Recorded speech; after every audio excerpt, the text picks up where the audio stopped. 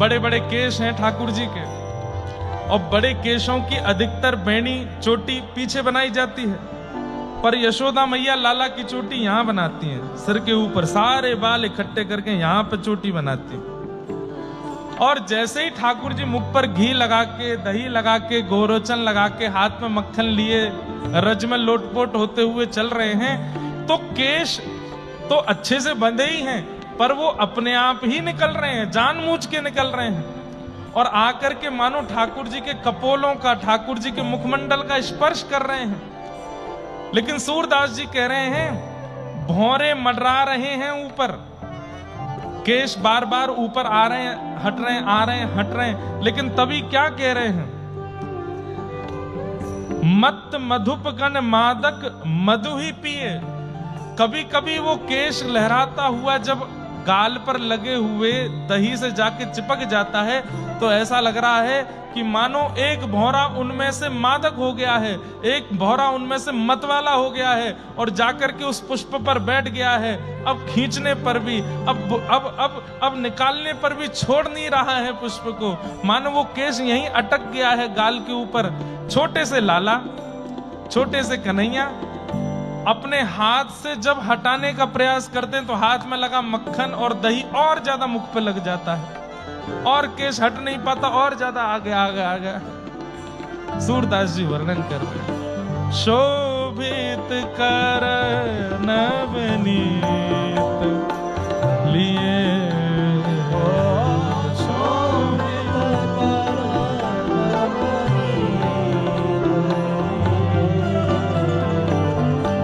कठुला कंठ वज्र के रही नख, कठुला कंठ वज्र के नख, राज तरुचि रहिए, राज तरुचि रहिए। हे धन्य सूर एक पल एह सुख, धन्य सूर एक पल ए सुख, धन्य सूर एक पल ये सुख, धन्य सूर एक पल सुख, सतकल्प क्यों जिए, हाँ सतकल्प क्यों जिए। हे शोभित कर नवनीत लिए, शोभित कर नवनीत।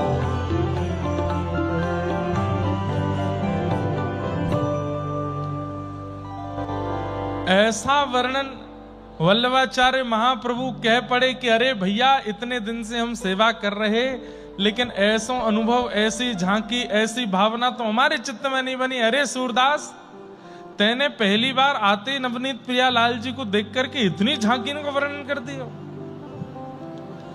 सूरदास जी बोले, सब आपकी कृपा है, मुझसे मत कहो, मुझे तो कभी होते ही नहीं थे अनुभव। आपने जब से मुझ पर कृपा करके दीक्षा प्रदान की, तब से ये सब अनुभव हो रहे हैं। नाथ, सब आपकी कृपा है, आपकी कृपा से ही सब हो रहा है। सूरदास जी गोकुल आए, नवनीत प्रियालाल जी का सुंदर दर्शन किया, और फिर श्रीमद महाप्रभु इनको गोवर्धन लेकर के गए, और गोवर्धन में जब श्रीनाथ जी का दर्शन किया, एक भुजा ऊपर दूसरी भुजा कटी पर, जैसे ही श्रीनाथ जी के रूप का दर्शन किया, सूरदास जी तो भाव विह्वल हो गए और देखते रह गए बस उसी झांकी को। और बस अब कह दिया कि अब मैं कहीं और नहीं जाना चाहता, हे गुरुदेव कृपा करो, अब सदा इसी गिरिराज जी की तलेटी में ही रहना है, गोवर्धन में ही रहना है। और तब एक पद और गाया। अब सूरदास जी का चरित्र है तो पद ही पद हैं, लेकिन मैं गाऊंगा थोड़ी देर बाद में। नाचो बहुत गोपाल अब मैं नाचो बहुत गोपाल,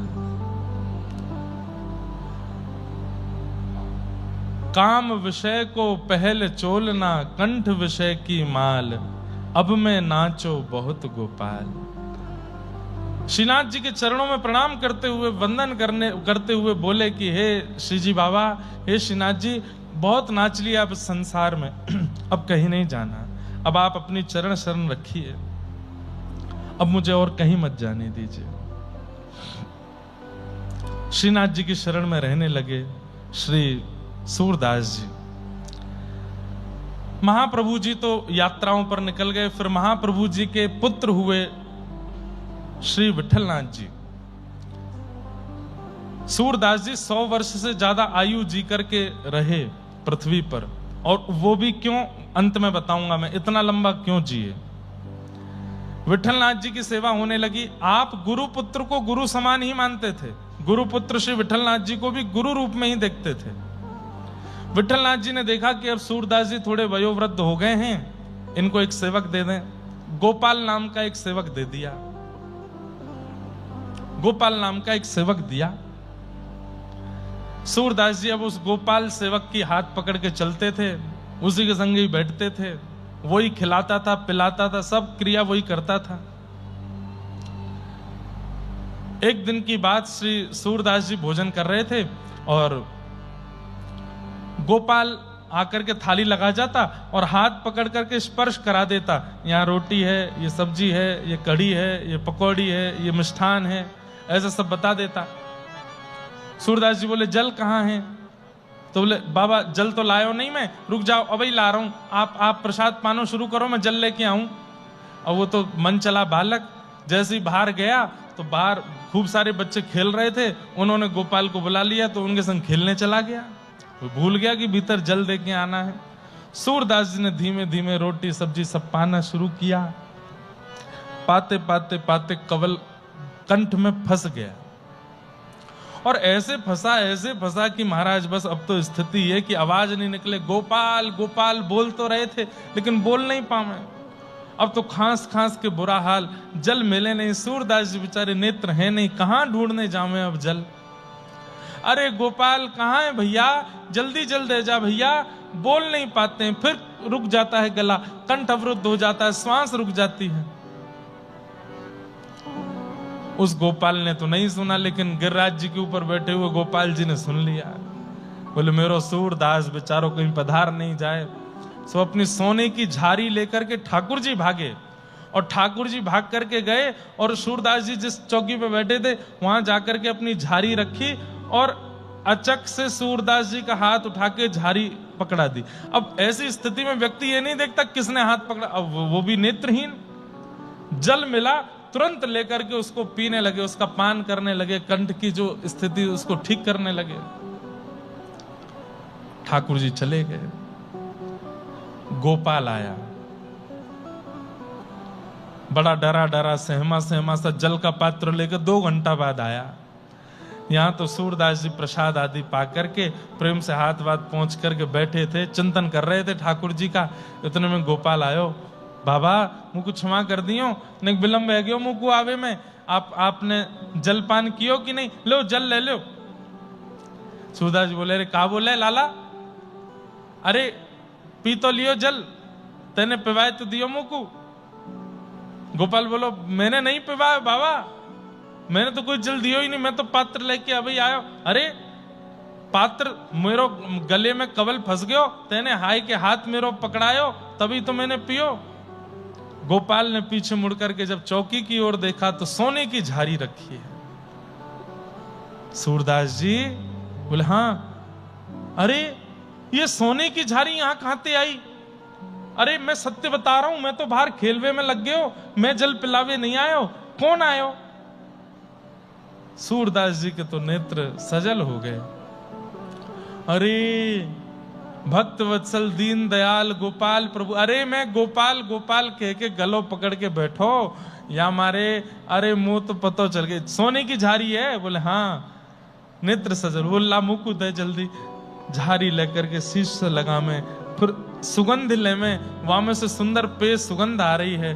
बोले अरे ये तो श्री जी बाबा की है, चल भैया लाठी लेके चल ऊपर गिरिराज जी पे, गुसाई जी को दे के आ जाए वापस। झाड़ी मांझ मूझ करके लेकर के गए, रोते जा रहे हैं रास्ते भर। कितने कृपालु हैं नाथ, कितनी कृपा करते हैं, कितना अनुग्रह करते हैं। ऊपर पहुंच गए, गुसाई जी जैसी झाड़ी दिखाई, बोले अरे ये तो श्री जी बाबा की झाड़ी है। सूरदास जी आपके पास कैसे है? झाड़ी मतलब जल पीने का पात्र। आपने गिरधर लाल जी के पास भी झाड़ी जी दर्शन किए होंगे, उसमें ऐसे एक स्रोत निकला रहता है जलपान का। आपके पास कैसे आई? तब पूरा वृत्तांत बताया तो गुसाई जी भी भावुक हो गए। कितनी कृपा, कितना प्रेम करते हैं सूरदास जी से। अच्छा बंधुओं, मैं बता ही देता हूं कि सूरदास जी इतनी लंबी आयु क्यों जिए। सूरदास जी ने ठाकुर जी से वरदान मांगा है। ठाकुर जी प्रकट नहीं हुए अभी तक उनके सामने, लेकिन उन्होंने एक ही वरदान मांगा है कि नाथ मैं भक्त हूं, आप मेरे स्वामी हैं, इसके लिए मुझे आपको कुछ भेंट देनी है। क्या भेंट देनी है? कम से कम 1.25 लाख पद लिख करके आपको भेंट देनी है। जब तक 1.25 लाख की संख्या पूरी ना हो जाए मेरे प्राण मत हरण करना। सूरदास जी नित्य पद रचना करते हैं, इसलिए ठाकुर जी हर स्थिति में उनकी रक्षा करते हैं ताकि उनकी जो मन की भाव है वो पूरे हो। बड़ी कृपा, रोते रहे मंदिर में ठाड़े ठाड़े। कितनी कृपा करते हो नाथ, कितने दयालु हो आप। कुटिया आए थे मेरी, मुंह को जल पिवाए के चले गए। नेक यासों ज्यादा कृपा काऊ दिना मुंह पे कर दियो नाथ, तो बड़ भाग मानूंगा अपने। अब तो ठाकुर जी को इतने प्रिय लग गए सूरदास जी। सूरदास जी अपनी कुटिया में बैठ करके गाते हैं और ठाकुर जी नित्य सुनने के लिए जाते हैं। ऐसे जाते हैं कि सूरदास जी को पता ना चले। एक बार सूरदास जी बहुत सुंदर एक पद गा रहे थे। तेरो मुख नीको की मेरो राधे प्यारी। क्या भाव है? ठाकुर जी दर्पण हाथ में लेकर के बैठे हैं और श्री प्रिया जी से कह रहे हैं कि हे प्रिया जी, या दर्पण में देख के न बताओ तो मैं सुंदर हूं कि आप ज्यादा सुंदर हो। आहा, सूरदास जी वर्णन कर रहे हैं। इतने में ही ऊपर गिरिराज जी पर बैठे हुए श्रीनाथ जी मचल गए। अरे ये मेरी अंतरंग लीला, ये सूरदास को कैसे पता? मैं श्री जी के संग कहां लीला करूं, ये सूरदास को कैसे पता? दोपहर 12-1 बजे का समय, राजभोग आरती के बाद मंदिर बंद हुआ था। तुरंत श्रीनाथ जी खिड़की से निकल के जाने लगे। किशोरी जी प्रकट हो गई, कहां जा रहे हो? ठाकुर जी बोले कहीं नहीं, बस यहीं जा रहा हूं पास में। वो सांची बताओ कहां जा रहे हो? अरे एक अपने सखा के पास जा रहा हूं। अकेले जा रहे हो? और मैंने देखो है तुम रोज दोपहर में चले जाओ 12-1 बजे। गुसाई जी से शिकायत करूंगी तुम्हारी, रोज चले जा। मैं अरे नहीं गुसाई जी तो कछु मत कही हो।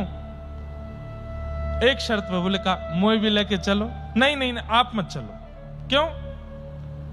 अरे श्यामाजू आप बहुत निर्मल हृदय की हैं, आप बहुत दयावंत स्वभाव वाली हैं, बहुत जल्दी कृपा करुणा करने लगे।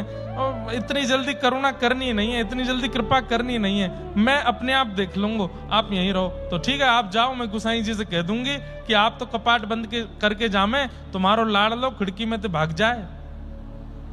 ठाकुर जी कलिकाल में बंधुओं अपने अर्चक से डरते हैं। डरते हैं मतलब इसका सेंस यह है कि इतना प्रेम करते हैं कि उसके आज्ञा के बिना कुछ नहीं करते। हम अपने सेवा के ठाकुर जी को बाहर ले जाना चाहें तो ही वो जाएंगे, उनकी इच्छा हो जाए तो नहीं जाएंगे। हम अपने सेवा के ठाकुर जी को आम पवाना चाहें तो मेरी इच्छा होगी तो ही ठाकुर जी पाएंगे, नहीं तो नहीं पाएंगे। मैं अपने ठाकुर जी को नीले वस्त्र, हरे वस्त्र, जो मैं चाहूं वही पहनेंगे, अपनी इच्छा से नहीं पहनेंगे। इसलिए कलिकाल में बंधुओं कम से कम ठाकुर जी जितना प्रेम आपको देते हैं उतना उनको दो। वो स्वेच्छा से कुछ नहीं करते, सब आपकी इच्छा से करेंगे। ऐसे ही आप भी उनकी इच्छा से रहना शुरू करो। एक और बहुत सुंदर पद याद आ गया है सूरदास जी का ही, जैसे राखो तैसे रहूं, जैसे राखो तैसे रहूं। गाइए, जैसे राखो तैसे रहूं, जैसे राखो तैसे रहूं। मैंने कल भी कहा था, सूरदास जी का पद गाओगे तो ठाकुर जी सामने आके बैठ जाएंगे। अष्ट सखाओं की वार्ता में अभी 7 सखा और हैं, पर सूरदास जी की वाणी की बात ही अलग है। इसलिए हमारी प्रार्थना, गाइए, सुनकर के गाइए, जैसे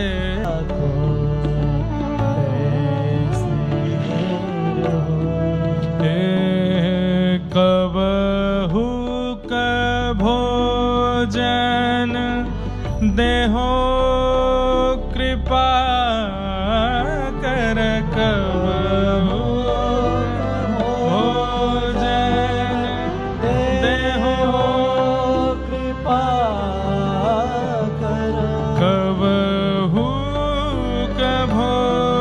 भोजन देहो कृपा कर, कबहु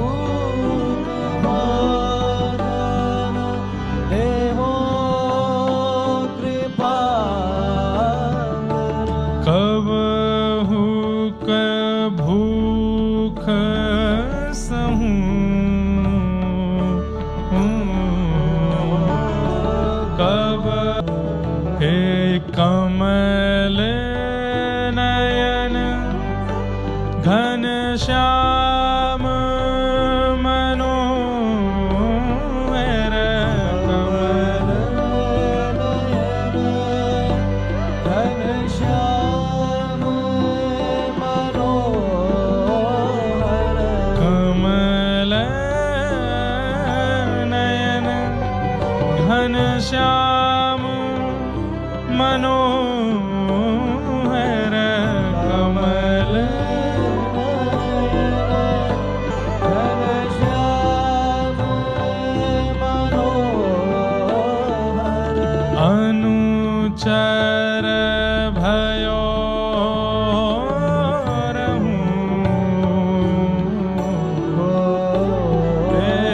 अनुचर भयो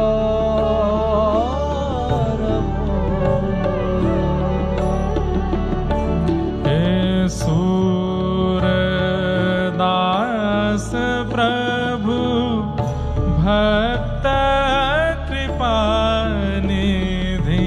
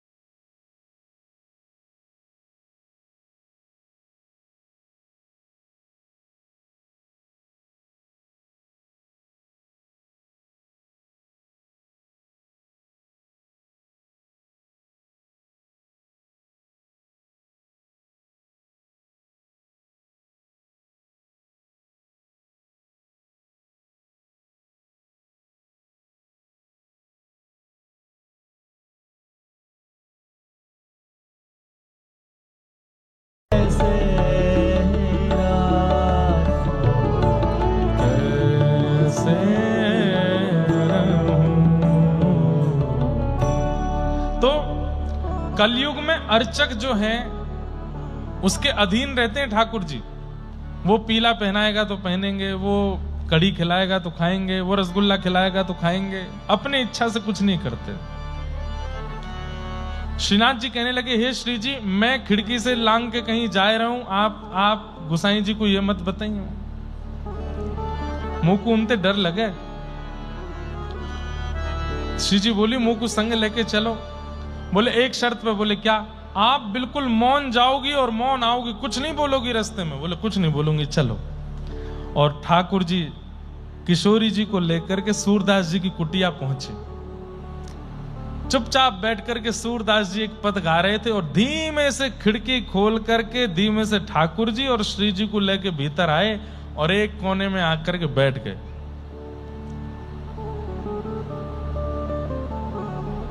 सूरदास जी गा रहे हैं, तेरो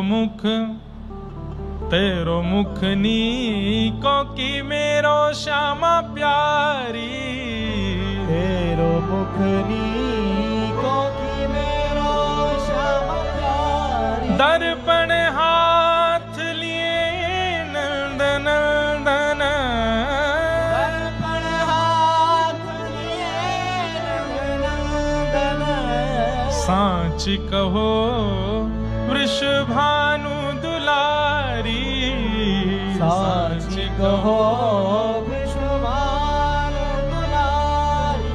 ठाकुर जी दर्पण लेकर के पूछ रहे हैं, हे प्रियाजू, ने क्यों तो बताओ, मैं सुंदर लग रहा हूं कि आप सुंदर लग रही हो? सूरदास जी गा रहे हैं और ठाकुर जी और श्री जी बैठ के सुन रहे हैं और दोनों के नेत्र सजल हो रहे हैं। क्यों? अरे ये लीला तो हमारे गोलोक धाम की है, अंतरंग लीला, ये सूरदास को कैसे पता? ठाकुर जी दर्पण दिखा रहे हैं और श्री जी मुंह बना करके कह रही हैं, हमसे कहो खुद ही क्यों ना देखो, हमसे कहो खुद ही क्यों ना देखो, हम गोरी तुम श्याम बिहारी, हम गोरी तुम श्याम बिहारी। मेरो मुख जैसे चंद उजियारो, मेरो मुख जैसे उजियारो। हमसे कह रहे हो कि देख के बताओ कौन ज्यादा सुंदर लग रहा है, ये कोई देख के बतावे वाली बात है? अरे शीशा में स्पष्ट है रहे हो है, हम गोरी हैं और तुम सांवरे हो। अरे तो वो तो मुंह को भी पता है कि मैं सांवरा हूं, नेक तो बताए दो कैसे लग रहा हूं। ज्यादा ही सुनने की इच्छा है रही है तो सुनो। बोले क्या? मेरो मुख जैसे चंद उजियारो, मेरो मुख जैसे चंद उजियारो। और तुमरो मुख जैसे रैन अंधियारी, तुमरो मुख जैसे रैन अंधियारी। मैं तो ऐसी लग रही हूं जैसे पूर्णिमा को चंद्रमा, और तुम ऐसे लग रहे हो अमावस्या की घनघोर रात्रि। जैसे ही अब भाई किसी सांवले व्यक्ति को, काले व्यक्ति को काला कह दो ठीक है, सांवला कह दो यहां तक भी ठीक है, अब सीधे कह दो ए अमावस्या यहां पे आ, कितना बुरा लगे। ए अमावस्या इतकुआ कहां डोल रहा, उसको कितना बुरा लगेगा।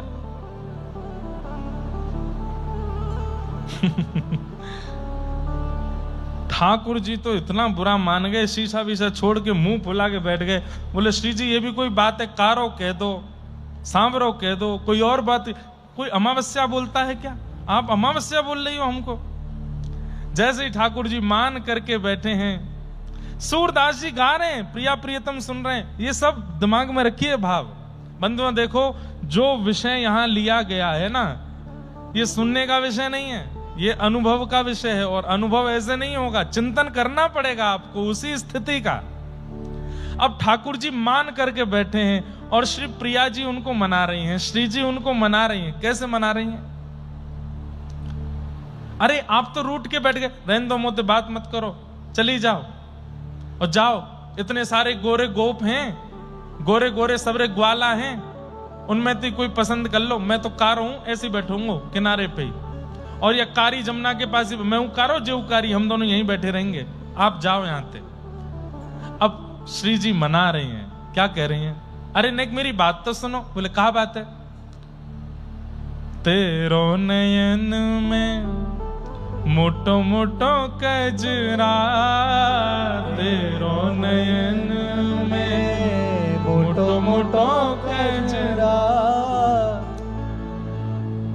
अरे देखो तो कैसो यशोदा मैया ने मोटो मोटो काजल लगाए के भेजो है। ठाकुर जी बोले लो अब ही जगन्नाथ बन जाऊंगा, मीड़ करके पूरा काजल फैला लियो। वैसे ऐसा हुआ तो नहीं था, लेकिन जब ठाकुर जी ने आंख मीड़ी ऐसे कर लिए तो श्री जी गा गई होंगी, जगन्नाथ जगन्नाथ चक्कानैन चक्कानैन नीलाचल वारे, तू न संभाले तो हमें कौन संभाले। हो संभाले तो हमें कौन संभाले। हे जगन्नाथ जगन्नाथ चक्कानैन चक्कानैन जगन्नाथ जगन्नाथ चक्कानैन चक्कानैन नीलाचल वारे, तू न संभाले तो हमें कौन संभाले।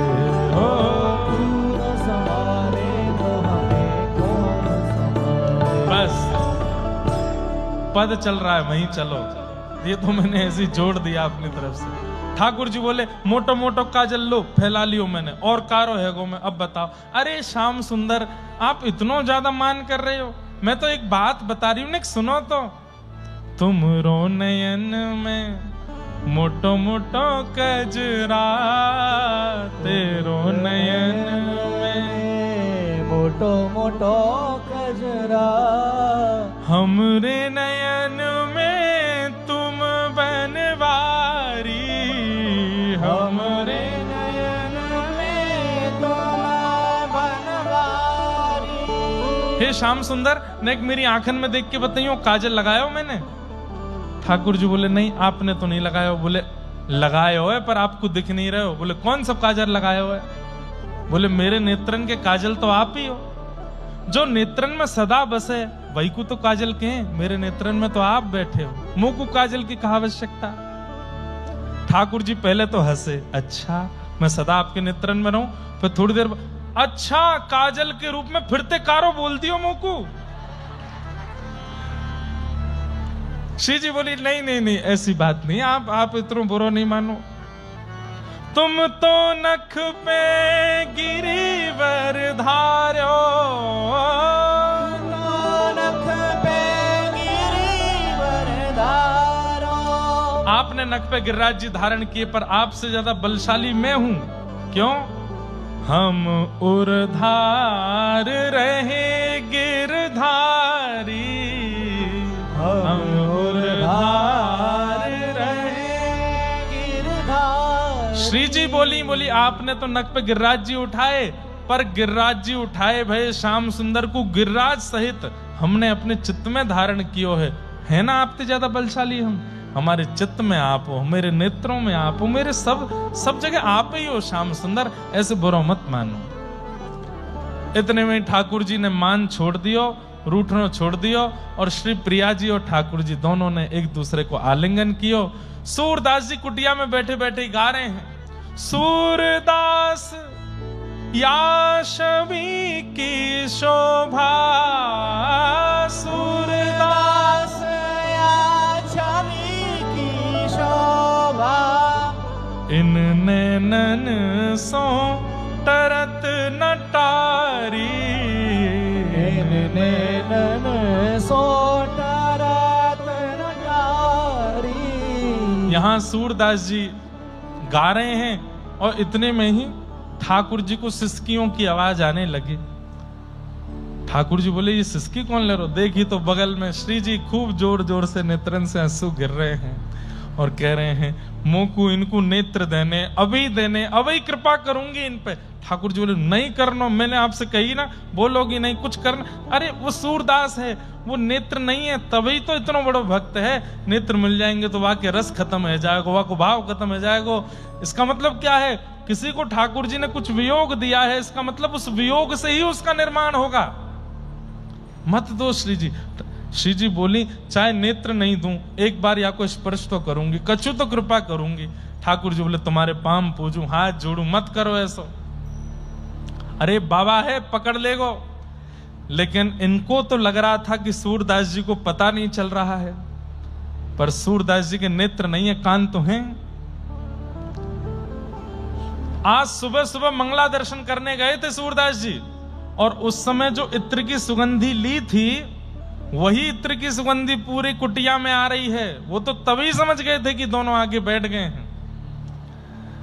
अब सूरदास जी बोले ये तो कृपा करेंगे नहीं, मुझे ही करवानी पड़ेगी।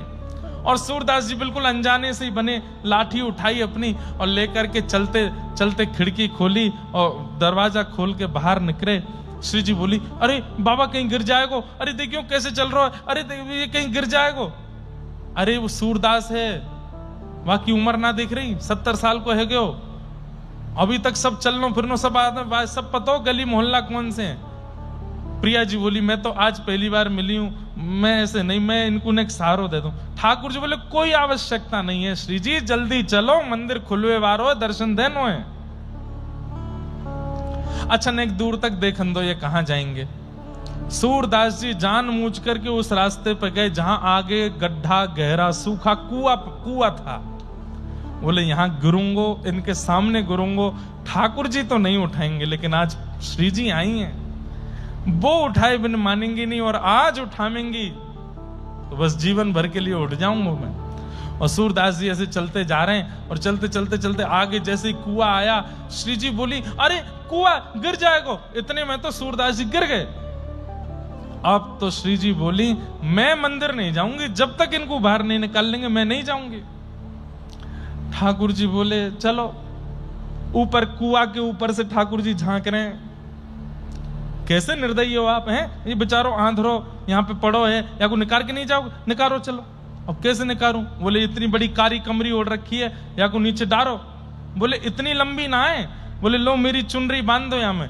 तो ठाकुर जी की काली कमरी, किशोरी जी की चुनरी, और नीचे डारी रस्सी बन गई, और ऊपर से ठाकुर जी बोले बाबा। आहा, कानों में जैसे स्वर गया। सूरदास जी गिरे हैं, चोट लगी है, पर दर्द नहीं हो रहा है। आहा, श्याम सुंदर बोल रहे हैं। बोले ये नाटक कर रहे हैं तो मैं भी नाटक करूं। सूरदास जी बोले हाँ भैया, लाला कौन है? अरे बाबा यहीं पास के गांव को हूं, आप गिर गए हो जा कुआं में, मैंने अपनो पटका डारो है, या को पकड़ के ऊपर को आए जाओ। अच्छा भैया पकड़ तो मैं लूंगो, लेकिन मुंह पे चढ़ो ना जाएगो, मैं पकड़ लूंगा, तुम खींच लो ऊपर। कुआं था तो कुएं में जो रस्सी डालने का वो होता है, उससे ठाकुर जी ने डाला था, तो नीचे गया, जैसे ही पकड़ा, एक बार और सुगंधी ली, वही इत्र की सुगंधी है, श्रीनाथ जी के पटके की सुगंधी है। समझ गए, बोले श्याम सुंदर है, बस एक बार पकड़ में आ जाए।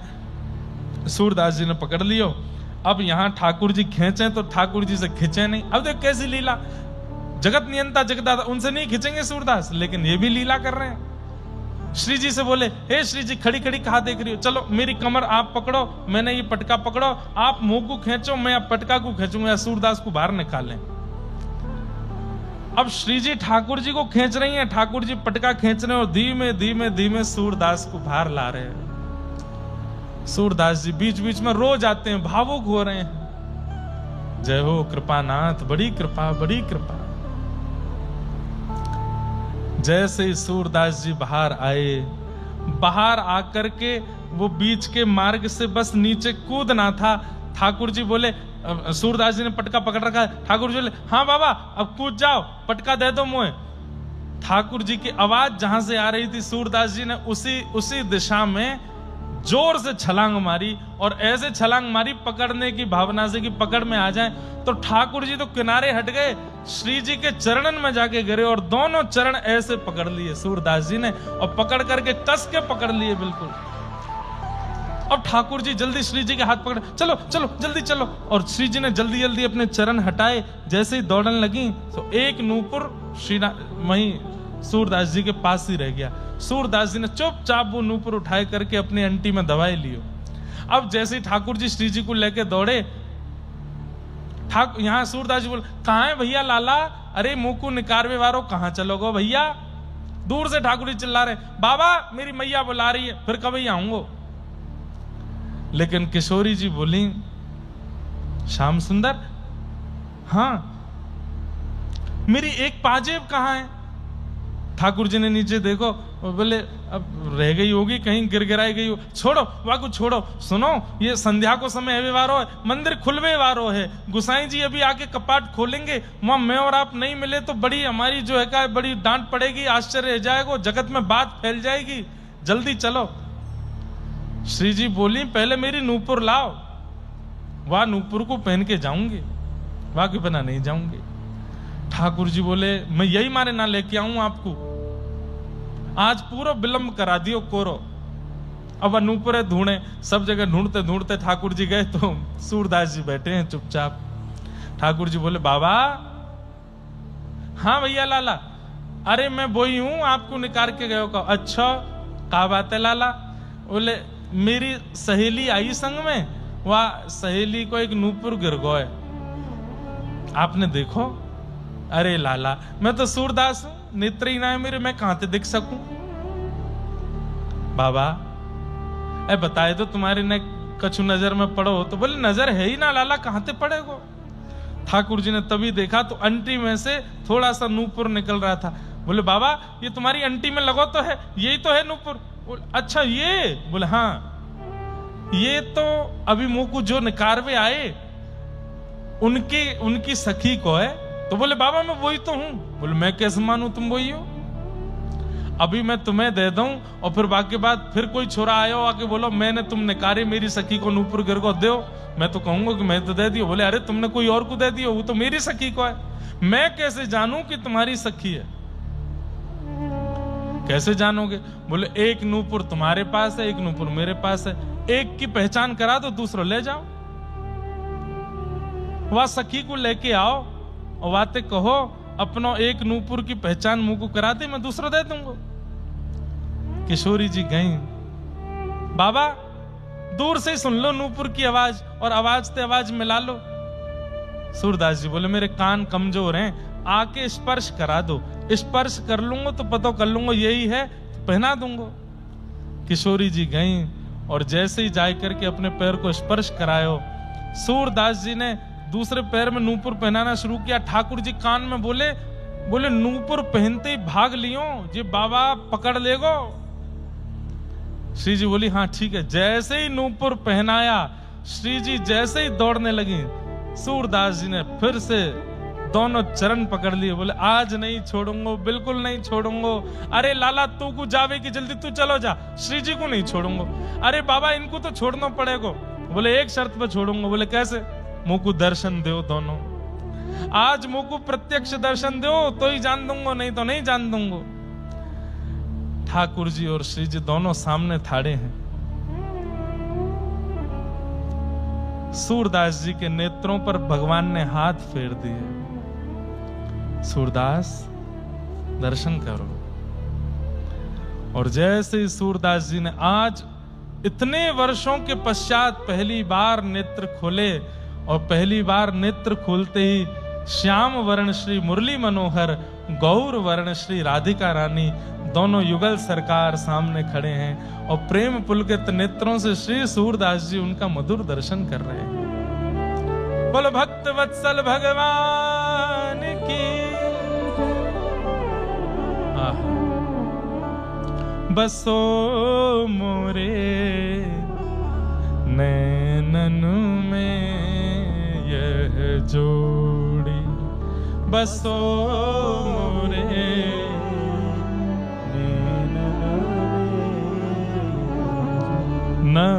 दुलहे ब्रजराज सांवरो, नव दुलहे ब्रजराज सांवरो, दुल्हन राधा गोरी,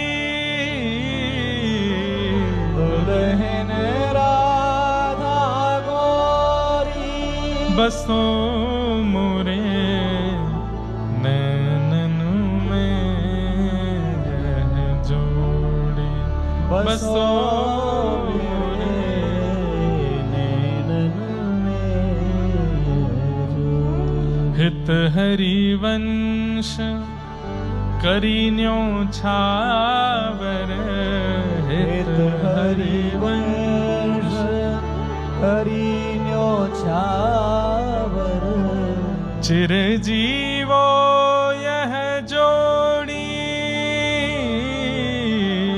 चिरजीवो यह जोड़ी, बसो मोरे नैनन में यह जोड़ी, बसो मोरे नैनन में जोड़ी।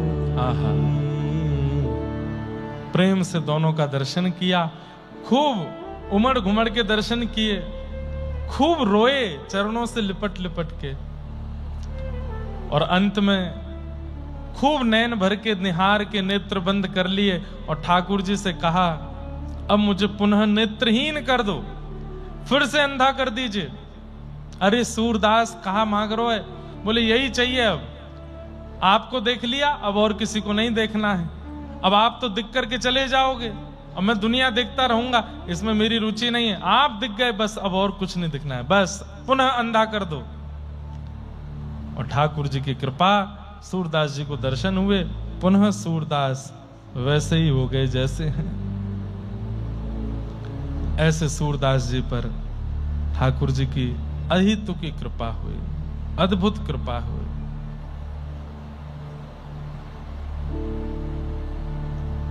ऐसे सूरदास। लेकिन ये कृपा बंधुओं, अभी तक भी मैं ये बात कहता रहूंगा कि ये कृपा गुरुदेव की है, सूरदास जी के ऊपर उनके गुरु की कृपा चल रही है, जिसके कारण उनके जीवन में ये सब घटनाएं हो रही हैं, ये सब अनुभव उनको हो रहे हैं। इस प्रकार श्री प्रिया प्रियतम ने उनको वहां से दर्शन करके प्रस्थान किया।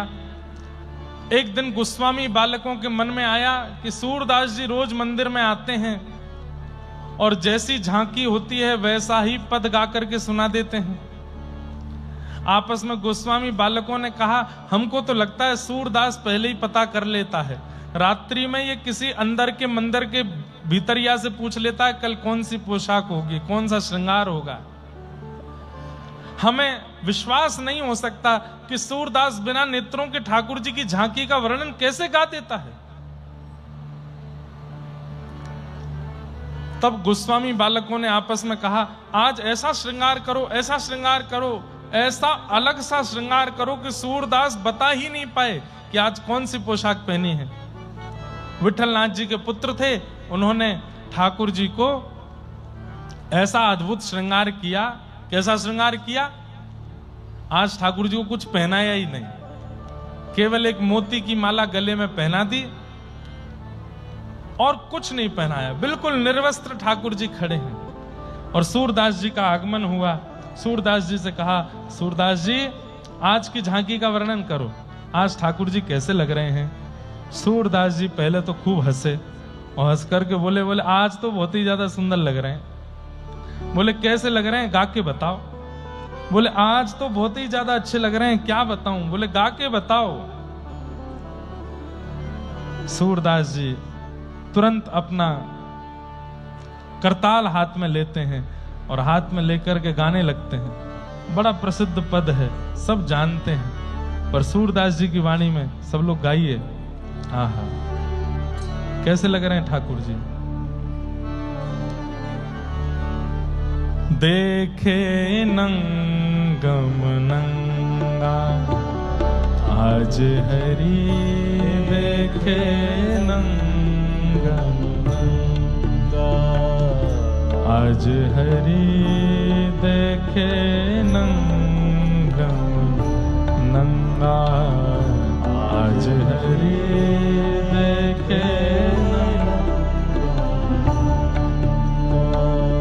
आज हरि देखे नंगम नंगा, आज हरि देखे आज हरि देखे नंगम नंगा, आज हरि देखे जल सुत भूषण अंग विराजे, जल सुत भूषण अंग विराजे, जल सुत भूषण अंग विराजत, जल सुत भूषण अंग विराजत, बसनहीन छवि उठत तरंगा, बसनहीन छवि उठत तरंगा। सूरदास जी क्या कह रहे हैं? जल सुत भूषण अंग विराजे। जलसुत किसको कहते हैं? जलसुत कहते हैं कमल को, और जलसुत कहते हैं मोती को। जल सुत, सुत यानी कि बेटा, जल से जिसका जन्म हो, कौन है वो? मोती। मोतियों की माला गले में पहनी। अब देखो ये सूरदास जी का कवित्व है। मोतिन माल गले उर साजे, ऐसा भी गाया जाता है, लेकिन मूल पद में सूरदास जी क्या कह रहे हैं?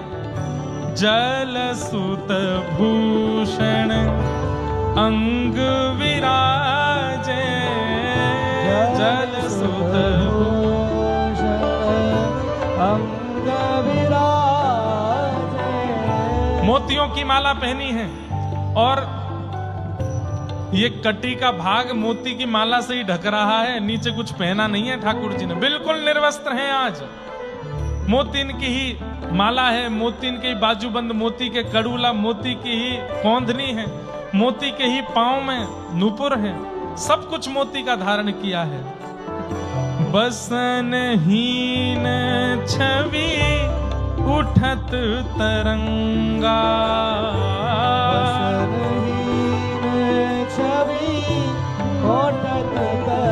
आज हरि देखे नंगम नंगा, आज हरि देखे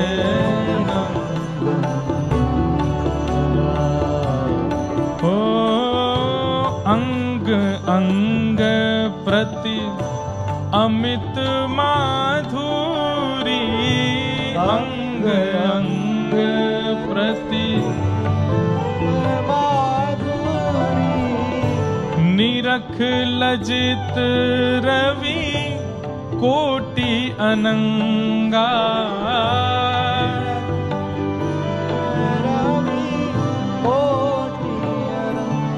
हे निरख लजित रवि कोटि अनंगा।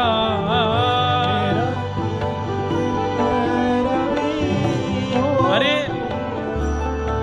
और दिन के श्रीनाथ जी के स्वरूप पर तो एक सूर्य न्यौछावर होता होगा, लेकिन आज बिना वस्त्रों के ये जो लाला खड़े हैं नंगम नंगा बनकर के, इन पे तो कोटि कोटि सूर्य एक साथ न्यौछावर हो रहे हैं, अपनी रूप माधुरी, अपने तेज पर लज्जित हो रहे हैं। इतने सुंदर ठाकुर जी आज लग रहे हैं, क्या वर्णन करूं।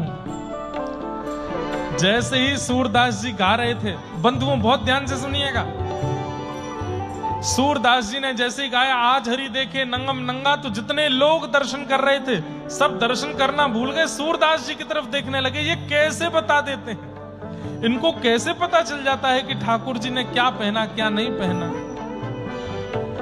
जब सब सूरदास जी की ओर देखने लगे तो सूरदास जी ने इशारा किया, अरे देखो, हम यहां बैठकर के ठाकुर जी की छवि का वर्णन कर रहे हैं, वहां श्याम सुंदर मंद मंद शर्माते हुए हंस रहे हैं। आज नंगम नंगा गुसाई जी ने खड़े कर दिए हैं, ठाकुर जी शर्मा रहे हैं, मुस्का रहे हैं, श्रीनाथ जी की दतुइयां दिख रही हैं, देखो देखो। और उस दिन एक क्षण के लिए जितने वैष्णव थे सबने श्रीनाथ जी के दांत देखे, दतुइया देखी, कैसे मुस्कुरा रहे हैं लाल जी। किलकत हंस दधि मुख लपटत, किलकत हंस दधि मुख लपटत, हे सूर हसत ब्रज युवतिन संगा, सूर हसत ब्रज युवतिन संगा। आज हरि देखे नंगम नंगा, आज हरि देखे आज हरि देखे नंगम नंगा, आज हरि देखे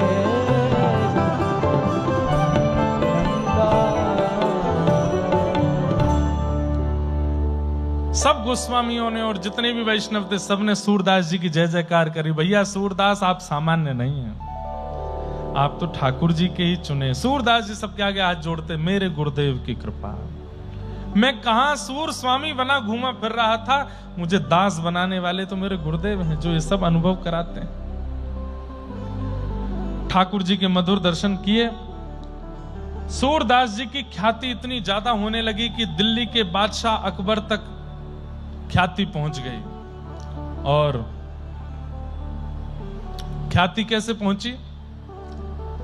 यही पद और यही वार्ता तानसेन ने एक दिन अकबर को सुनाई कि एक बार ठाकुर जी निर्वस्त्र हमारे मंदिर में खड़े थे और सूरदास जी ने जाके ये पद गा दिया।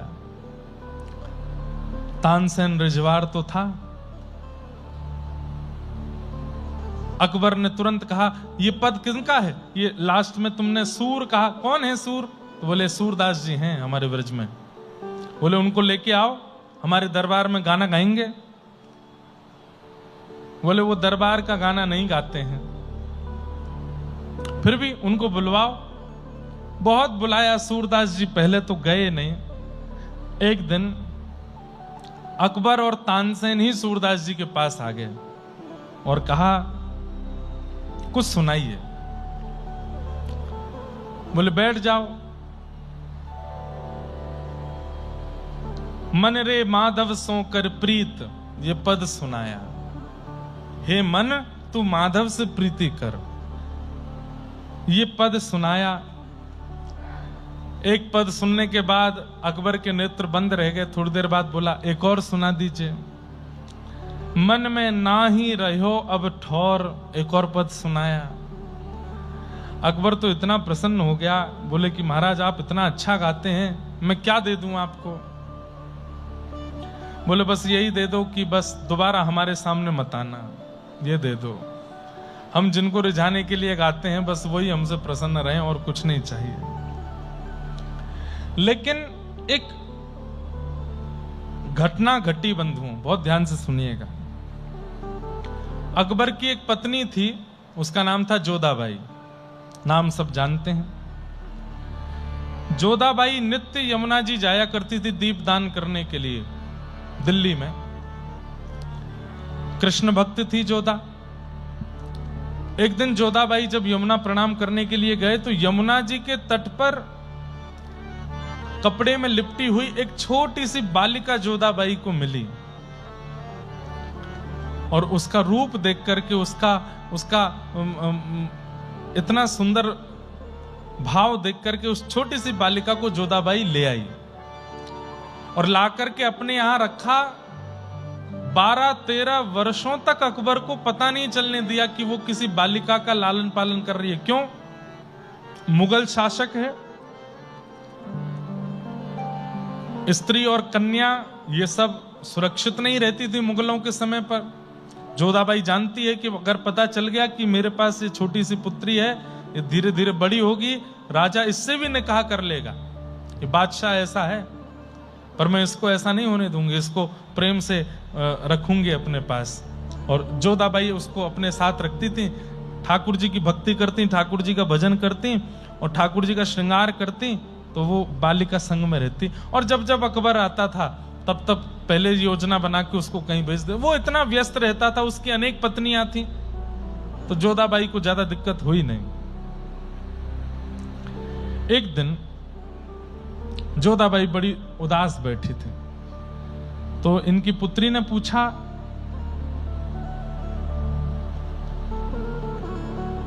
क्या बात है, आप इतनी उदास क्यों बैठी हैं? तब वो बोली कि इतने दिन हो गए मैं ठाकुर जी का भजन करती हूं, पर आज तक कुछ अनुभव मुझे नहीं हुआ। तो वो छोटी सी बालिका बोली, मां बस इतनी सी बात, चलो मेरे साथ। और वो छत पर लेकर के गई और छत पर ले जाकर के उसने ऐसे इशारा करके बताया, सामने देखती रहना, जैसे सूर्य इतने अस्त होनेंगे तभी वहां गैयों का झुंड आएगा और उसी झुंड के बीच में श्याम सुंदर आएंगे, आपको दर्शन कराती हूं। जोधाबाई आश्चर्यचकित होकर बोली, क्या बोलती हो? बोले, हाँ मैं रोज दर्शन करती हूँ, श्याम सुंदर रोज दिखते हैं मुझको।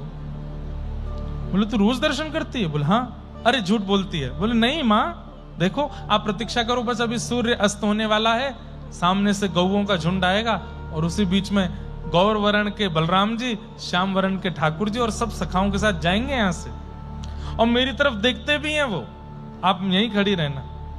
जोधाबाई खड़ी रही। जैसे सूर्य अस्त हुआ तो क्या देखती हैं कि गौओं का झुंड आ रहा है,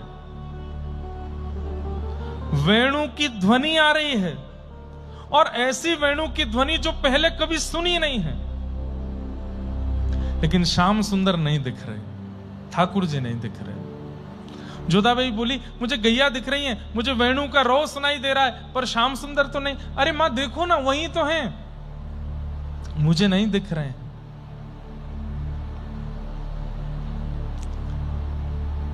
जोधाबाई की जो वो पुत्री थी वो कहती है कि ठाकुर जी कह रहे हैं आपसे कुछ अपराध बने हैं, वो अपराध जब नष्ट हो जाएंगे तब आपको दिखेंगे, लेकिन आप नित्य प्रयास करना, दिखेंगे आपको।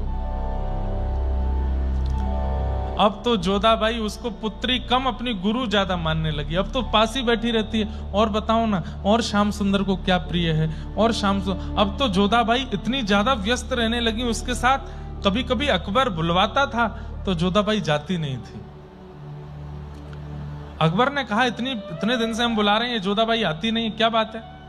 तब किसी गुप्तचर ने बता दिया, बोले आपको नहीं पता है, आपकी आंखों के नीचे से एक लड़की रखी है उनके पास, और बचपन से लालन पालन करती आई हैं, अब तो बढ़िया वो 13-14 वर्ष की हो गई है, उसके पास ही बैठी रहती है। अकबर तो उठ के बैठ गया, बोले कि हमारे महल में कोई एक लड़की रहती है, हमें ही नहीं पता।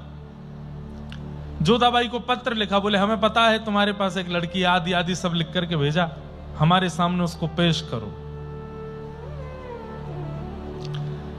जोधाबाई बोली, अगर नहीं लेके गई तो मुझे भी मरवा देंगे और इसको भी मार देंगे, और लेके गई तो मुझे पता है उसकी दृष्टि अच्छी नहीं है, पहले ही बोलेगा निकाह करवाओ मेरा।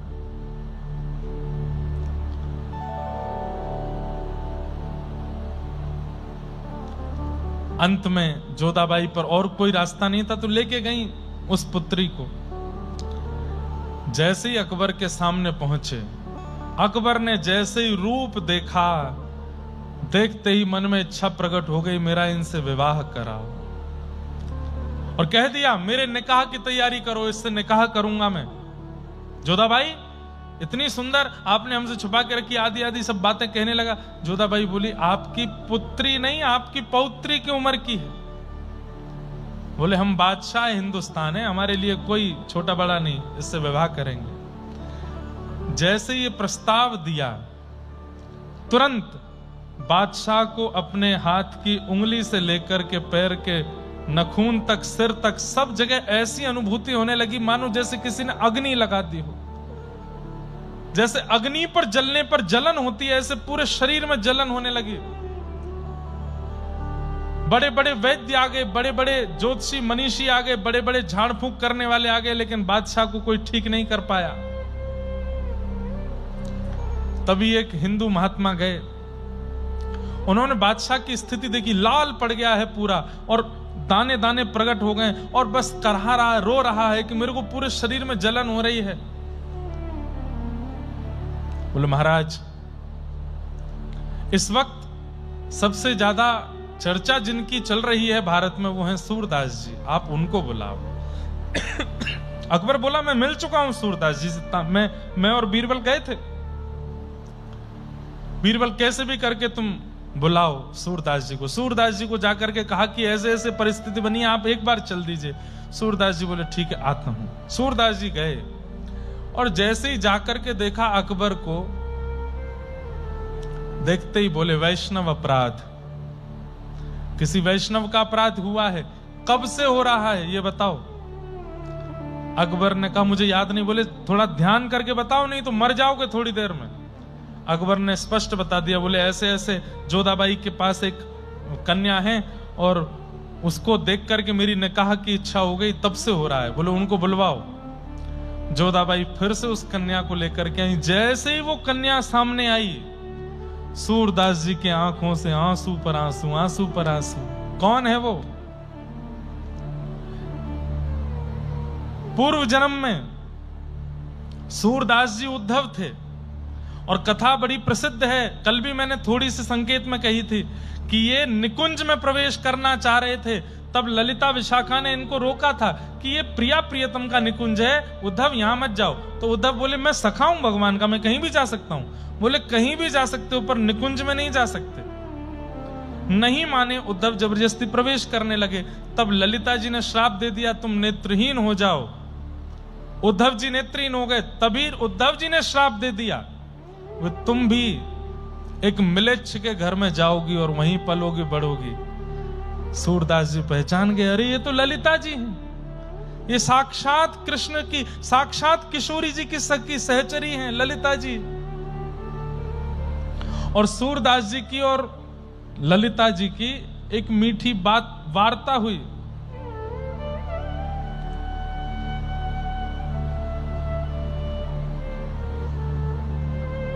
ललिते तोहे बूझत साजहां, ललिते तोहे बूझत साजहां।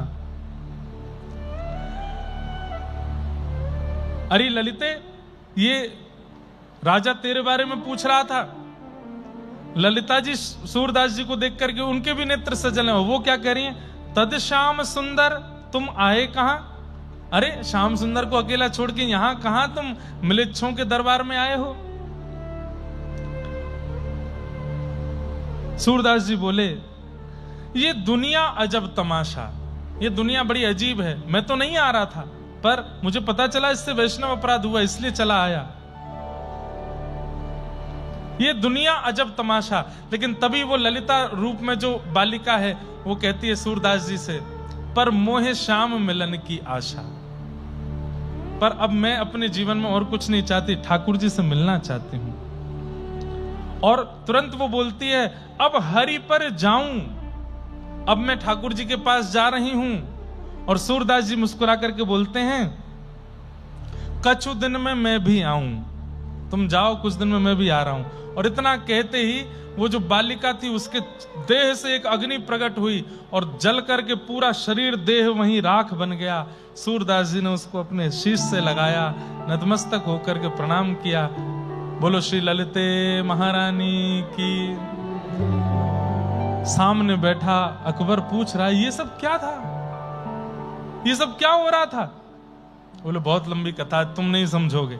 बहुत बड़ा वैष्णव अपराध किया है तुमने, भगवत भक्त के प्रति ऐसी भावना रखी है, इसलिए तुम्हारा देह अब ये पीड़ा दूर नहीं होगी। ऐसा मत कीजिए नाथ, मैं मर जाऊंगा। बोले मरोगे नहीं, कहीं कहीं अंग से ठीक हुआ करेगी, कहीं कहीं फिर होने लगा करेगी, ये पीड़ा तो रहेगी। क्योंकि वैष्णवों को भी कृष्ण और वृंदावन की भक्ति प्रदान करने वाली ललिता जी के प्रति तूने दुर्भावना रखी। अकबर बोला मुझे थोड़ी पता था कि वो कौन है। बोले कोई भी हो, किसी के भी प्रति दुर्भाव क्यों रखते हो। सूरदास जी ने मीठी डांट लगाई और वहां से चले गए। तब से अकबर का नियम बन गया, सूरदास जी का पद तानसेन से सुनता था, तो जब जब तानसेन सूरदास जी का पद गाते थे तब तब अकबर को शांति रहती थी, और पद विश्राम होते फिर से उसको जलन होनी शुरू हो जाती थी, और 24 घंटे सूरदास जी का ही पद सुनता रहता था। एक दिन अकबर फिर से वृंदावन गया और सूरदास जी से जाकर के बोला, सूरदास जी आप इतना अच्छा लिखते हैं, इतना अच्छा लिखते हैं, मैं क्या बताऊं। एक बात बताइए, आप कवि हैं, आपने औरों की भी कविताएं देखी होंगी, इस दुनिया में सबसे सुंदर कवि कौन है। तो सूरदास जी बोले सबसे बढ़िया कवि मैं हूं, मुझसे बढ़िया कविता रचना कोई नहीं करता। ये सुनकर के तानसेन और बीरबल थोड़े आश्चर्यचकित हुए, बोले वैष्णव अपनी बड़ाई नहीं करता, सूरदास जी अपनी प्रशंसा कैसे कर रहे हैं। तो तानसेन ने पीछे से बोला कि महाराज आपने गोस्वामी तुलसीदास जी का नाम सुना है। सूरदास जी के नेत्र सजल हो गए, अरे वाह तुमने मेरे पुराने मित्र की याद दिला दी। बोले आप जानते हैं, बोले हम दोनों की बड़ी अच्छी भेंट हुई थी। भेंट के बारे में बताऊंगा, लेकिन तुमने जो अभी प्रश्न किया कि कविता किसकी अच्छी है, कविता तो मेरी अच्छी है, लेकिन तुमने बाद में नाम लिया तुलसीदास जी का। तुलसीदास जी कविता नहीं लिखते, तुलसीदास जी की चौपाई तो मंत्र हैं जो भगवत दर्शन करा देती है। कवि मैं अच्छा हूं, पर तुलसीदास जी कवित्र नहीं है, वो कवि नहीं है, वो तो ठाकुर जी को प्रकट कर देते हैं शब्दों में। और फिर सूरदास जी ने तुलसीदास जी से अपने मिलन की कथा बताई। कैसे? तुलसीदास जी वृंदावन आए थे, गोस्वामी तुलसीदास, और उन्होंने सूरदास जी की बड़ी प्रशंसा सुनी थी। सब जगह दर्शन करते हुए सीधे सूरदास जी की कुटिया में पहुंचे। सूरदास जी बोले कौन आए भैया? अरे हम हैं तुलसीदास। तुलसीदास नाम सुनते ही सूरदास, अच्छा आपकी खूब चौपाइयां सुनते हैं हम, आपने रामचरितमानस की रचना की है? बोले जी। हनुमान चालीसा बहुत अच्छी लिखी है आपने? बोले सब कृपा है ठाकुर जी की। आप भी बहुत बढ़िया लिखते हैं, मैं कभी कभी पद सुनता हूं, नाचो बहुत गोपाल, ये मुझे बहुत अच्छा लगता है। ऐसी सब चर्चा हो रही है गोस्वामी जी में और सूरदास जी में। अब मैं नाचो बहुत गोपाल एक बार सुना देंगे? बोले हाँ हाँ सुना देंगे, सब सुनेंगे, आप बैठो ना, आओ।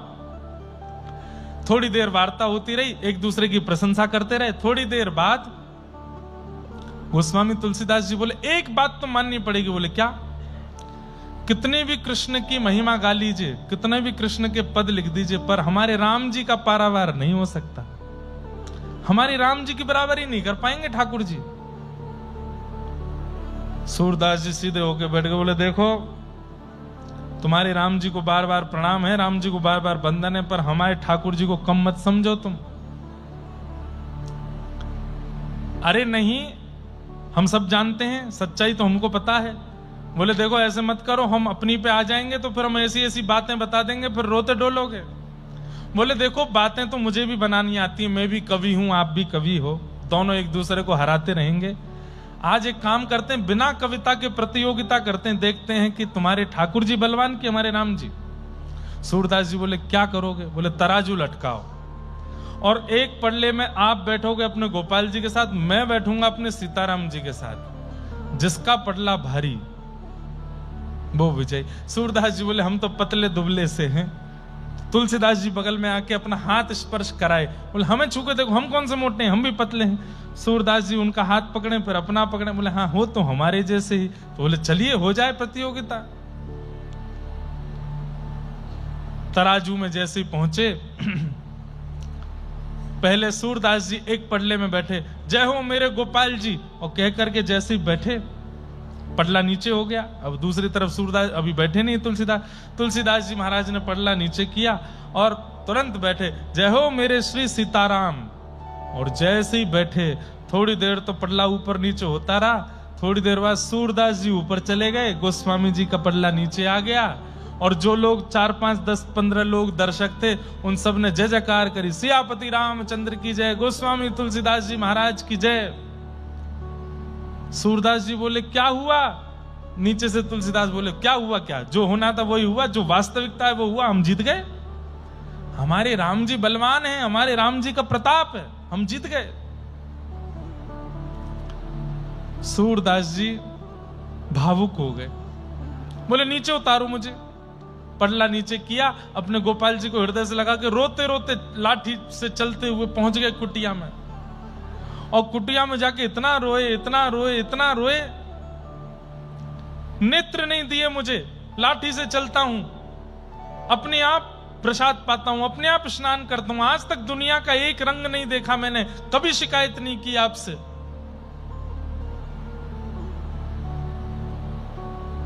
आज तुलसीदास के सामने अगर मेरी इज्जत रखनी थी तो सब भूल गए आप। वहां वो तृणावर्त आया था आपको मारने के लिए वृंदावन में बवंडर के रूप में, तो इतने भारी हो गए कि आपको उठा ही नहीं पाया। पूतना के लिए आप 6 दिन में इतना बल आ गया कि उसके प्राण निकाल लिए। 6 वर्ष की आयु में कालिया नाग के ऊपर नृत्य कर लिया। 7 वर्ष की आयु में विशाल 22 किलोमीटर के पर्वत गिरिराज जी को उठा लिया। और आज यहां सूरदास की लाज बचानी थी, वहां पे हल्के हो गए आप। ठाकुर जी प्रकट हो गए, प्रकट होकर सूरदास जी की गोद में बैठ गए और थोड़ी पकड़ के बोले, बाबा मुंह पे गुस्सा काई को है रो है, मेरी गलती थोड़ी है। बोले हाँ तुम्हारी गलती ना है, मेरी गलती है। मोए भी जन्मते सिया राम जी को ही गुणगानो चाहिए हो, तुम्हारी चक्कर में गलत पड़ गए हो मैं। तुलसीदास के आगे मेरी नाक कटवाई दे। अरे बाबा ने एक मेरी बात तो सुन ले। बोले कहा? बोले 2 ज्यादा हूं मैं कि 3 ज्यादा हूं मैं, ये बताओ। सूरदास जी बोले मो गणित सिखा रहे हो अब, 80 वर्ष की उम्र में आके गणित सिखा रहे हो? बोले अरे बताओ ना 2 ज्यादा हूं मैं कि 3? सूरदास जी बोले 3 ज्यादा हूं मैं। तो बोले आप जब पड़ले में बैठे तो क्या बोल के बैठे? जय हो मेरे गोपाल जी, एक आप और एक मैं। और तुलसीदास जी जब बैठे तब क्या बोले? जय हो मेरे श्री सीताराम। तो सिया जी भी, राम जी भी और ऊपर से तुलसीदास, तो 3 होंगे तो भारी पड़ी जाएंगे ना वो। तुम दोबारा तराजू लगवाओ और अब की बार चढ़ते हुए बोलना जय हो मेरे राधे श्याम। देखियो कमजोर कहीं नहीं पड़ोगे तुम, हम भारी रह जाएंगे दोनों। मैं और प्रिया जी दोनों तुम्हारी गोद में बैठ के इतना वजन कर लेंगे कि तुरंत नीचे आ जाएगा। सूरदास जी बोले ठीक है ठीक है। गोपाल जी को मूर्तिमंत गोपाल जी हो गए, गोद में लेके फिर से छड़ी लेकर के गए। गोस्वामी जी कहाँ हैं? तुलसीदास जी कहाँ हैं? तुलसीदास जी कहीं राह पे थे। बोले रुको रुको रुको रुको रुको, अच्छा तो अयोध्या चलने के लिए आए हो हमारे साथ? ठाकुर जी को छोड़ करके अब सीताराम जी को भजोगे इसीलिए आए हो? बोले ऐसे कैसे छोड़ देंगे, क्यों आए हो? बोले हम इसलिए आए हैं एक बार तराजू फिर से लगाओ, फिर से लगाओ तराजू, और आप बैठना और फिर से मैं बैठूं, अब की बार होगा निर्णय। गोस्वामी तुलसीदास जी बोले नहीं नहीं नहीं, एक ही बार होगा निर्णय, बार बार नहीं होगा। नहीं नहीं एक बार और लगा दो। नहीं नहीं अब नहीं होगा, एक बार लगा दो, मेरे कहे से लगा दो। गोस्वामी तुलसीदास जी ने सूरदास जी को हृदय से लगाया और खूब कस के हृदय से लगा करके बोले जिसने आपको कुटिया में आके पढ़ाया है मैं भी उसको जानता हूं, मैं भी सब जानता हूं कौन आकर के सब सिखा के गया है। अरे दोनों एक ही हैं, काहे को इतनी चिंता कर रहे हो नाथ? आपके जो ठाकुर जी हैं वही हमारे राघव जी हैं, बस हमारे थोड़े से शांत हैं, आपके थोड़े से चप्पल हैं। कोई ऐसी हमारी प्रतिस्पर्धा वाली बात नहीं है। सूरदास जी भी भावुक हो गए, यहां तुलसीदास जी भी भावुक हो गए और दोनों भक्तों का प्रिय मिलन हुआ। इस प्रकार सूरदास जी ने अपने तुलसीदास जी से मिलन की कथा बताई। सुन करके बड़ा प्रसन्न हुआ अकबर। अकबर ने कहा कि मैं आपके समस्त पदों को देखना चाहता हूं, आप सारे पद भिजवा दो। जैसे ही पता चली कि अकबर ने पद मांगे हैं, कई लोग सूरदास जी की छाप लगा लगा करके पहुंच गए और उल्टे सीधे पद सब दे दिए। अब तो अकबर बड़ी चिंता में पड़ गया। सूरदास जी के कुल 1.25 लाख पद हैं, या तो 2.5 लाख से ज्यादा पद आ गए मेरे पास। तो पूछा क्या करें? तब किसी ब्रज के रसिक ने बताया, बोले कि सारे पदों को यमुना जी में बहा दो, जो ऊपर तैरने लग जाएं समझ जाओ सूरदास जी के, और जो डूब जाएं समझ जाओ ये नकली हैं। जैसे ही बहाए तो 1.25 लाख पद जो थे वो तैरने लगे, बाकी के 1 लाख के करीब पद जो अनर्गल लोगों ने केवल ख्याति प्राप्त करने के लिए लिख दिए थे वो सब डूब गए। ऐसे सूरदास जी के पदों का संकलन हुआ। अब आती है और भी कथाएं हैं, बीच में बड़ी सुंदर सुंदर लीलाएं हैं, लेकिन सूरदास जी के भगवत धाम परायण का समय। बिहाग। सूरदास जी 100-105 वर्ष की अवस्था के लगभग हो गए। ध्यान से सुनिएगा। ठाकुर जी गए और सूरदास जी की कुटिया में प्रकट होकर के बोले, प्रत्यक्ष हाथ आगे करके, सूरदास अब तुम्हारा समय पूर्ण है, अब चलो निकुंज में मैं तुम्हारी प्रतीक्षा कर रहा हूं, चलो मेरे साथ।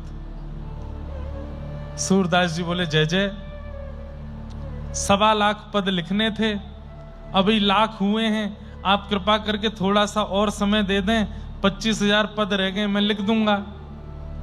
ठाकुर जी बोले, तू चिंता काहे को कर रहा है? बोले, क्यों? तैने लाख लिखे हैं, लेकिन तू सबन की गिनती करवा ले, 1.25 लाख ही निकलेंगे। बोले, 1.25 कब हो गए? बोले, तैने लाख लिखे, 25,000 मैंने लिख दिए तेरे बट के, अब मुंह पे सहन ना है, तू जल्दी निकुंज चल मेरे संग। और सूरदास जी ने गिनती करवाई तो उनके 1.25 लाख ही पद थे। और मैंने कल बताया कि जहां सूर है या सूरदास है वो सूरदास जी के हैं, और जहां सूर श्याम है वो ठाकुर जी के द्वारा लिखे हुए पद हैं। जय जय, बस अब आज्ञा दो, मैं जल्दी आऊं। ठाकुर जी बोले, बस अब जो जो तुम्हारे गुरुदेव के प्रणाम, रज को प्रणाम, वृंदावन को प्रणाम करने की जो स्थिति है वो करो, चलो। यहां नित्य मंगला दर्शन करने के लिए श्रीनाथ जी जाते थे गोवर्धन में, लेकिन आज गोसाई जी ने कहा, भाई आज सूरदास नहीं आए। तब सबने कहा, आज स्वास्थ्य ठीक नहीं है सूरदास जी का, और सूरदास जी अपने लगभग अब अंतिम श्वास ले रहे हैं। तो गोसाई श्री विठल नाथ जी ने पूरे गोवर्धन में हल्ला करवाया। बोले, क्या? बोले, पुष्टि मार्ग का, भक्ति मार्ग का, भक्ति पथ का जहाज अब प्रस्थान कर रहा है। जिसको जाके मिलना हो, जिसको जाके देखना हो, जिसको जाके प्रणाम करना हो, सब कर लो। जहाज हैं, इनको पुष्टि मार्ग का जहाज कहा गया, भक्ति का जहाज। जो बैठ गया सूरदास जी के पदों में, सूरदास जी के पद का जिसने आश्रय ले लिया, ये जहाज ठाकुर जी के चरणों तक पहुंचा के ही छोड़ेगा। ऐसा सूरदास जी के पदों की रचना है। हम तो प्रार्थना करते हैं, मीराबाई, गोस्वामी तुलसीदास, सूरदास, इनके नित्य एक पद, कभी विनय पत्रिका उठाया कीजिए गोस्वामी तुलसीदास जी के, उसको गाया कीजिए। सूरदास जी का सूर सागर मंगा लीजिए, रोज एक पद गाओ। मीराबाई के रोज एक पद गाओ। आप अनुभव करेंगे जीवन की गति इनकी कृपा से ही सुसज्जित हो जाएगी ठाकुर जी के चरणों के लिए। गोसाई जी ने हल्ला कर दिया पूरे गोवर्धन में कि भैया भक्ति का जहाज अब प्रस्थान कर रहा है, जिसको बैठना हो बैठ जाओ। सब लोग इकट्ठे हो गए। सूरदास जी महाराज कैसे लेटे थे? दंडवत जैसे करते हैं ना, सीधे पट्टे लेट करके ऐसी स्थिति में लेटे थे। गोसाई जी ने आकर के कहा, सूरदास ऐसे क्यों लेटे हो? बोले, मैंने जीते जी कभी व्रज की रज को पीठ नहीं दिखाई, कमर नहीं दिखाई, आज भी नहीं दिखाऊंगा। लेकिन तभी गोसाई जी ने उनको अपनी गोद में लिटा लिया और सूरदास जी के नेत्र बंद हैं, मुख पर अत्यंत प्रसन्नता है। पूरा गोवर्धन सुंदर सुगंध से सुगंधित हो रहा है। क्यों? प्रिया प्रियतम दोनों आए हैं लेने के लिए सूरदास को। गोसाई श्री विठलनाथ जी ने तुरंत कहा, सूरदास जी, तुम्हारी मन की स्थिति क्या है? मन में क्या चल रहा है, जरा बताओ। और सूरदास जी अपने मन की स्थिति का वर्णन कर रहे हैं।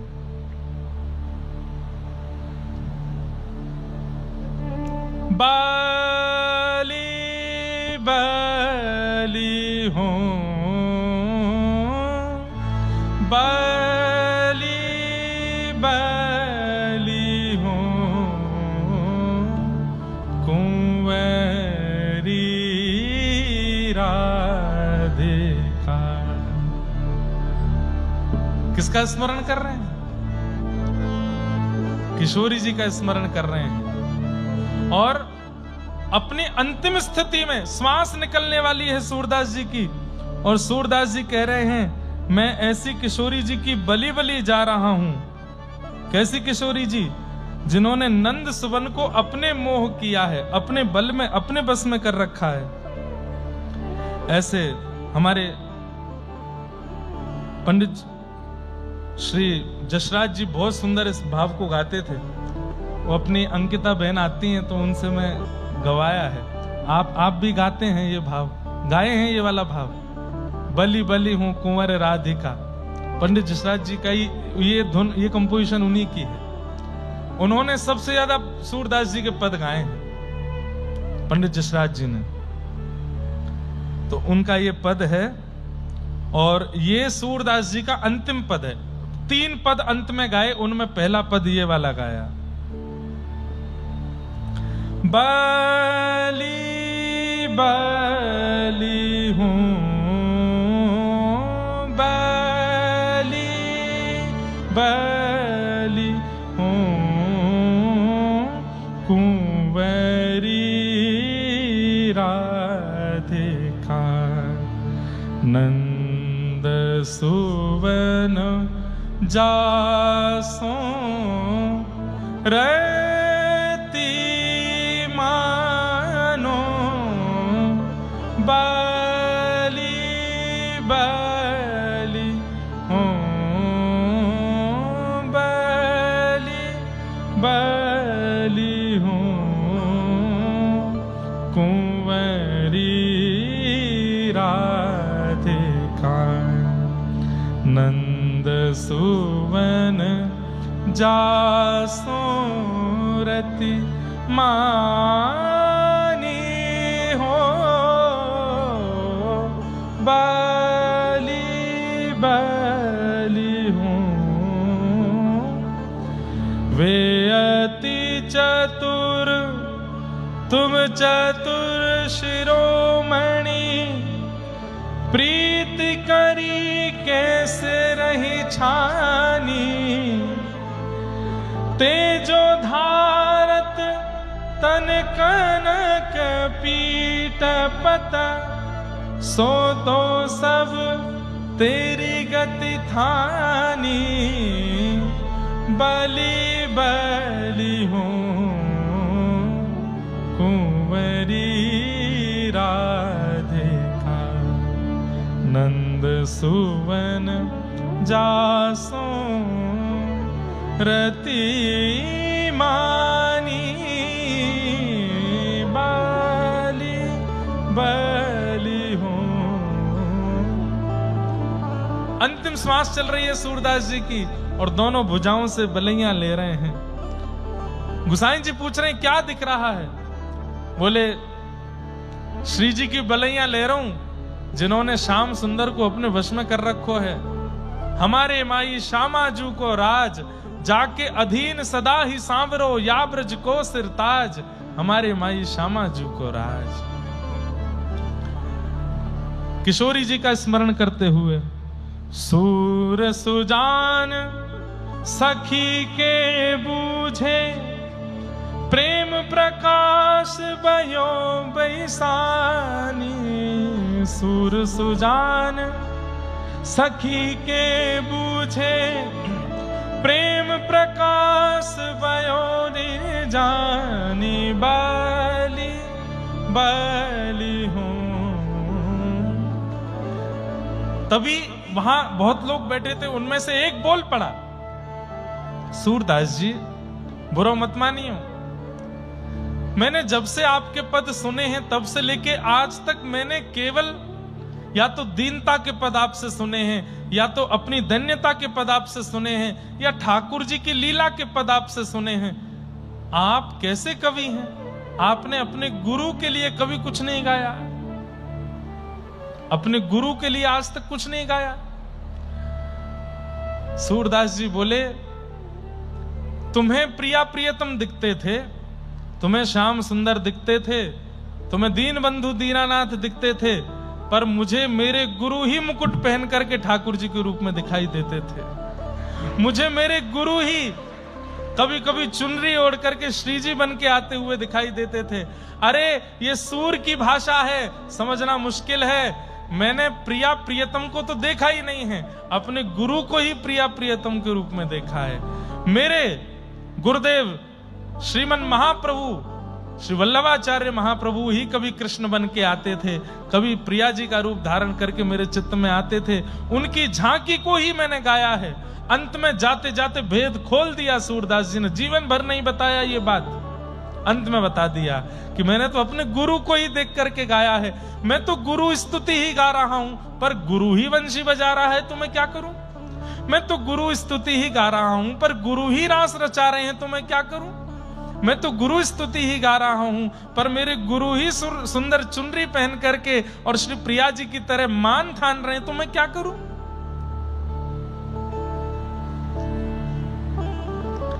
और सूरदास जी ने फिर अंतिम पद गाया अपने जीवन का। सब लोग मेरे पीछे दोहराइएगा, आश्रय का पद। दृढ़ इन चरणन केरो भरोसा, दृढ़ इन चरणन केरो, दृढ़ इन चरणन केरो भरोसा, दृढ़ इन चरणन केरो। श्री वल्लभ नख चंद्र छटा बिन, श्री वल्लभ नख चंद्र छटा बिन, सब जग माही अंधेरो भरोसा, दृढ़ इन चरणन केरो, दृढ़ इन चरणन केरो भरोसा, दृढ़ इन चरणन केरो।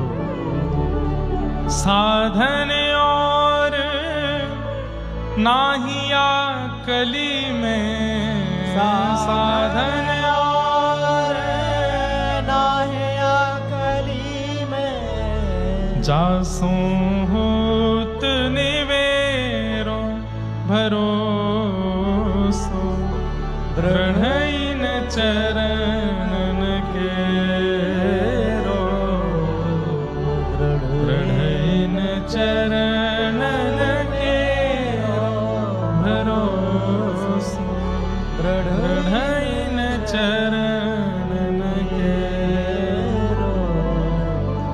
सूर कहा कहे दुविध आंधरो, सूर कहा कहे दुविध आंधरो, सूर कहा कहे दुविध आंधरो, सूर कहा कहे दुविध आंधरो, बिना मूल को चेरो भरोसो, दृढ़ इन चरणन केरो, दृढ़ इन चरणन केरो भरोसा, दृढ़ इन और चरणन हाथ जोड़ लिए, गुरुपुत्र गुसाई विठलनाथ जी की गोद में सिर रखा है, हाथ जोड़ करके बोले जय जय। नेक आप सो आज्ञा चाहिए। बोले कहा। बोले जीते जी कभी कमर नहीं दिखाई है या ब्रजकू मैंने, जीते जी कभी पीठ नहीं दिखाई है ब्रजकू, जाते जाते भी नहीं दिखाऊं। आपने मुंह को अपनी गोद में लिटा दिया है, कृपा करके नेक आप मुंह को अब मुख मेरो व्रज की ओर कर दो, मुख मेरो व्रज की ओर लिटा दो। और सबने मिलके सूरदास जी को सीधा लिटाया, मतलब मुख रज में, मुख नीचे की ओर, और दोनों भुजाओं से व्रज का आलिंगन करके सूरदास जी वहीं अपना देह त्याग करके भगवत धाम को प्रस्थान करेंगे।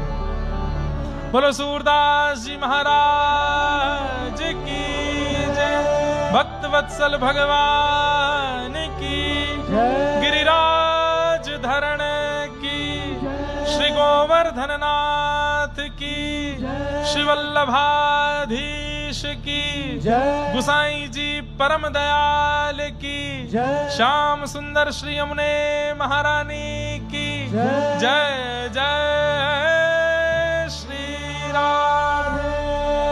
और श्री सूरदास जी महाराज वहीं रज में ही अपने देह को त्याग करके श्री प्रिया प्रियतम के नित्य निकुंज निवृत्त निकुंज में प्रवेश कर गए। और इस प्रकार सूरदास जी का चरित्र यहाँ विश्राम।